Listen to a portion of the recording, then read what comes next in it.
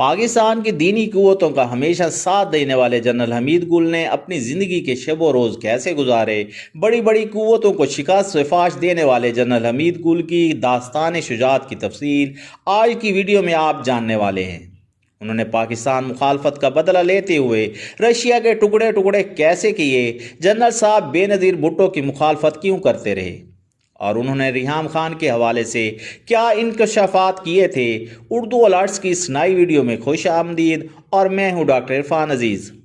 اس سے پہلے ویڈیو شروع کریں، سب دیکھنے والوں سے ریکویسٹ ہے اس ویڈیو کو لائک کریں، اگر پہلی بار ہمارے چینل پر آئے ہیں تو اسے لازمی سبسکرائب کریں اور بیل آئیکن دباتے ہوئے آل پر کلک کر دیں تاکہ ہماری نئی ویڈیوز سب سے پہلے آپ ہی کو مل سکیں۔ اور آپ مجھے انسٹاگرام پر بھی فالو کر سکتے ہیں، جس کا لنک ڈسکرپشن میں دیا گیا ہے۔ غازی افغانستان جنرل حمید گل 20 نومبر 1936 کو سرگودا میں پیدا ہوئے۔ وہ مشہور پشتون قبیلے یوسف زائی سے تعلق رکھتے تھے اور ان کے آباء و اجداد سوات میں آباد تھے، جو بعد میں پنجاب آ کر یہاں کے ضلع سرگودا میں رہنے لگے۔ حمید گل کے والد محمد خان کسان تھے، تھوڑی بہت سی زرعی اراضی تھی اور کھیتی باڑی کیا کرتے تھے۔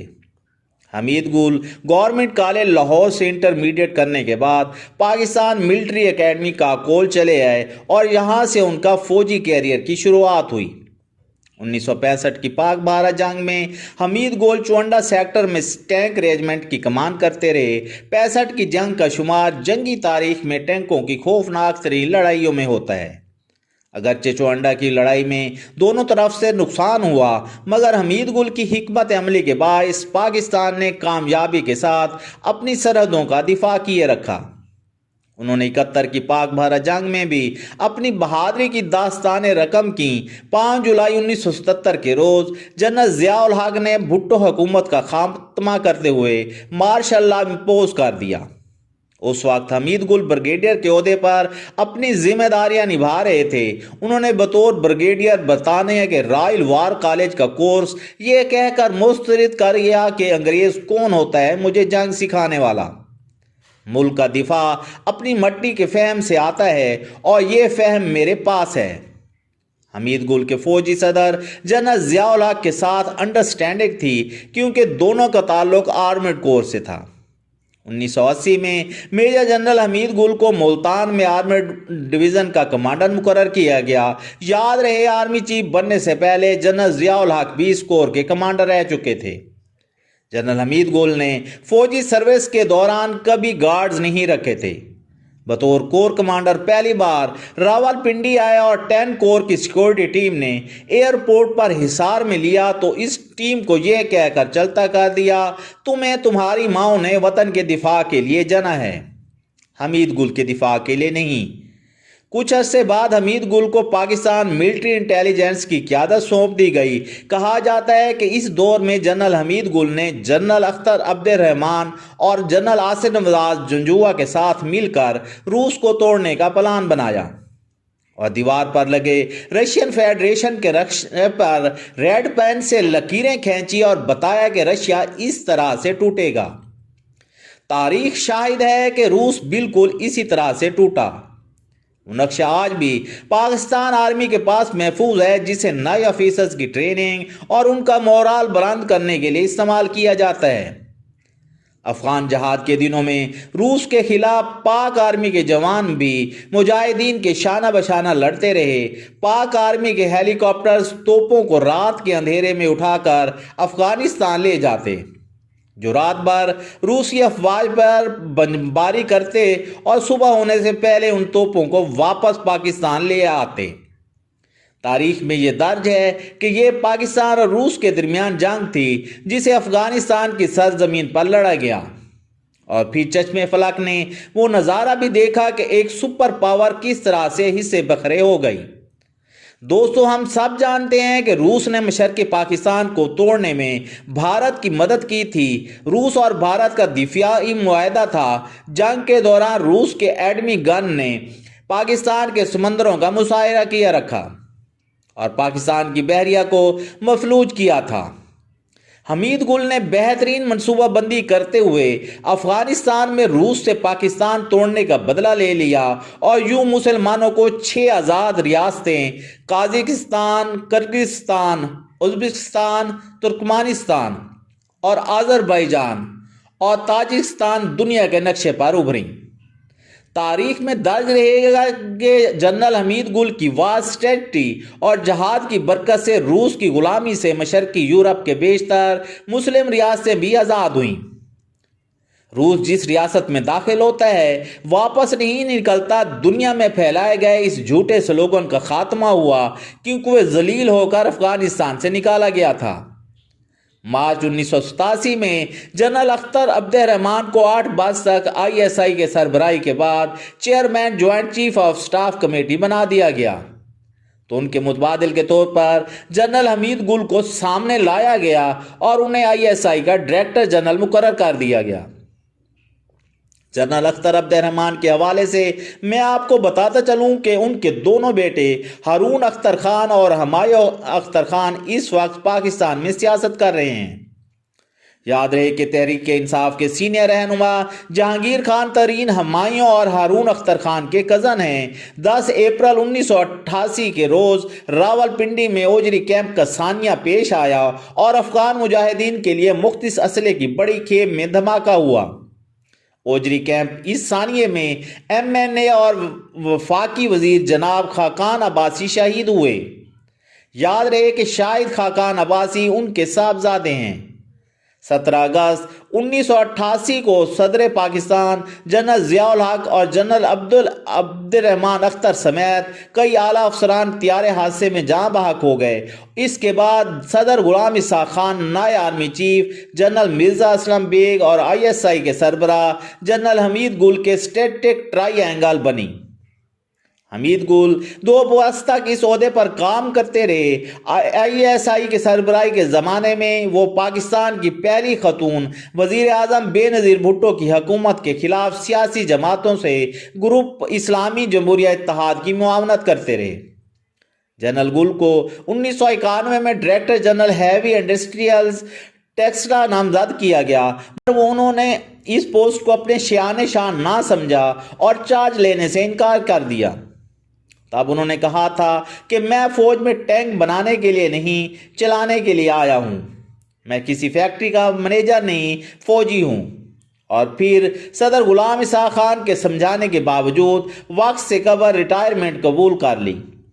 کہا جاتا ہے کہ اگر جنرل حمید گل وقت سے قبل ریٹائرمنٹ نہ لیتے تو سینیارٹی بیسس پر 1-2 جنرلز کے بعد وہ چیف آف آرمی سٹاف بن جاتے۔ جنرل صاحب عام سروسز تو ریٹائرڈ ہوئے لیکن سروسز مرتے دم تک دیتے رہے۔ ہندوستان ٹائم نے یہ خبر لگائی تھی کہ جنرل حمید گل ریٹائرمنٹ کے بعد بھی بھارت کے لیے حاضر سروس دشمن ثابت ہوئے۔ اپنی ریٹائرمنٹ کے بعد جنرل حمید گل نے ایک مصروف زندگی گزاری۔ وہ ملی یکجہتی کونسل کے زیر اہتمام پروگراموں میں بھی شرکت کرتے اور اتحاد امت کے لیے آواز بلند کرتے نظر آئے۔ ان کا ایک تعارف دفاعی تجزیہ نگاہ کے طور پر بھی تھا۔ پاکستانی پرنٹ اور الیکٹرانک میڈیا بھی آپ کے قدردان تھے۔ اکثر اوقات ان کے تجزیہ اخبارات کی زینت بنتے۔ جنرل حمید گل کے مطابق 9/11 واقعہ یہودیوں کی مسلمانوں کے خلاف سازش تھی۔ امریکہ کے بارے میں کہتے تھے کہ امریکہ نے افغان طالبان کا بہانہ بنا کر پاکستان کو نشانہ بنانا ہے۔ حمید گل فوجی صدر جنرل پرویز مشرف کے کھلے مخالف تھے، جس کا اندازہ آپ یوں لگا لیں کہ ایک موقع پر جنرل مشرف نے چڑھ کر انہیں ایک ریٹائرڈ دانشور کہہ ڈالا۔ وہ عدلیہ بحالی تحریک میں بھی شامل رہے۔ اکتوبر 2007 میں جب بے نظیر بھٹو نے اپنی 9 سالہ جلاوطنی کے بعد پاکستان آنے کا اعلان کیا تو انہوں نے جنرل مشرف کو خط میں خبردار کیا تھا کہ اگر پاکستان میں میرے ساتھ کچھ بھی ہوتا ہے تو فلاں فلاں ذمہ دار ہوں گے۔ بے نظیر بھٹو کی اس لسٹ میں جنرل حمید گل کا نام بھی شامل تھا۔ یہی وجہ تھی کہ بے نظیر بھٹو کی شہادت کے بعد آصف علی زرداری نے امریکی جریدے کو دیے گئے انٹرویو میں کہا تھا کہ حمید گل دہشت گردوں کو سیاسی گروہ ہیں۔ سرداری دور حکومت کے جنرل حمید گل دفاع پاکستان کونسل کے جلسوں میں سب سے آگے نظر آتے تھے۔ یہاں میں آپ کو بتاتا چلوں کہ دفاع پاکستان کونسل میں شیخ رشید، اعجاز الحق، مولانا لدھیانی سمیت کئی دینی، سیاسی اور سماجی تنظیمیں شامل تھیں۔ انہوں نے تحریک نوجوانان پاکستان کی بنیاد رکھی، جس کی سربراہی آج کل ان کے صاحبزادے عبداللہ حمید گل کر رہے ہیں۔ حمید گل نے تحریک اتحاد کے نام سے ایک سیاسی جماعت بھی بنائی تھی، مگر یہ جماعت الیکشن کمیشن کے پاس رجسٹرڈ نہیں۔ 15 اگست جس دن بھارت میں یوم آزادی منایا جا رہا تھا، جبکہ کشمیری حریت پسند یوم سیاہ منا رہے تھے، 2015 میں اسی روز جنرل ریٹائرڈ حمید گل برین ہیمریج کے باعث 79 برس کی عمر میں اپنے خالق حقیقی سے جا ملے۔ ان کی وفات پر پاکستانی لبرل حلقوں اور موم بتی مافیا کا کہنا تھا کہ حمید گل مرے نہیں، بلکہ وہ کئی جہادی تنظیموں کے عروج میں زندہ رہیں گے۔ تب انڈین ایکسپریس نے ایک خبر لگائی تھی کہ جنرل حمید گل اکھنڈ بھارت کے راستے میں سب سے بڑی رکاوٹ تھے۔ بھارتی صحافی گوتم شرما نے لکھا ہے کہ حمید گل انتہائی بے خوف انسان تھے۔ انہوں نے بھارت کے ساتھ ساتھ امریکہ کی مخالفت بھی مول لے لی، لیکن اپنے موقف سے پیچھے نہیں ہٹے۔ جنرل حمید گل نے افغانستان میں روسیوں کے خلاف ایک مضبوط مزاحمتی دیوار کھڑی کر دی، تو دوسری جانب کشمیر اور بھارتی پنجاب میں بھی علیحدگی کی تحریکیں کھڑی کرنے کی کوششوں کا بھی آغاز ہوا، جو کہ ان کا ایک اہم قدم تھا۔ گوتم شرما نے تسلیم کیا کہ بھارتی انٹیلی جنس اور افواج پلاننگ کو جس قدر جنرل حمید گل نے نقصان پہنچایا ہے، اتنا نقصان کسی اور نے نہیں پہنچایا۔ غازی حمید گل مرحوم کے بارے میں کہا جاتا ہے کہ یہ وہ جرنیل تھے جس نے اپنے کیریئر کے دوران پروموشن پہلے لی اور درکار کورس بعد میں کیا۔ حمید گل جو پہلی بار بطور کیپٹن انٹیلیجنس سروس میں آئے اور دیکھتے ہی دیکھتے اس مقام پر جا پہنچے کہ خود میجر تھے، لیکن ان کی تخلیق کردہ انٹیلیجنس حکمت عملی سکول آف ملٹری انٹیلیجنس میں کرنل رینک کے آفیسرز کو پڑھائی جا رہی تھی۔ سینئر صحافی ضیاء شاہد نے دعویٰ کیا تھا کہ جنرل حمید گل مرحوم نے انہیں فون کر کے کہا تھا کہ عمران خان کو کہیں کہ ریحام خان سے شادی نہ کریں، کیونکہ وہ غیر ملکی ایجنٹ ہے۔ کون جانتا تھا کہ غریب گھرانے کے کچے کمرے میں پیدا ہونے والا یہ بچہ ایک خاص مقصد کے لیے دنیا میں آیا ہے اور دنیا کی بڑی بڑی طاقتوں کا غرور خاک میں ملا دے گا۔ جنرل حمید گل میں اسلام اور پاکستان سے محبت کوٹ کوٹ کر بھری تھی۔ وہ بھارت اور امریکہ کی پاکستان دشمن پالیسیوں کے خلاف کھل کر بولتے۔ پاکستان سے محبت جنرل صاحب کا وہ اثاثہ تھا جسے وہ کسی صورت گنوانے کے لیے تیار نہ تھے، اور فوج سے ریٹائر ہونے کے باوجود اپنی محبت کا اظہار کرتے رہتے تھے۔ میں امید کرتا ہوں کہ آج کی ویڈیو آپ کو پسند آئی ہوگی۔ ویڈیو کو لائک، شیئر کریں، اردو الرٹس لازمی سبسکرائب کر لیں اور ہماری ویڈیوز دیکھتے رہیں۔ اللہ حافظ و ناصر۔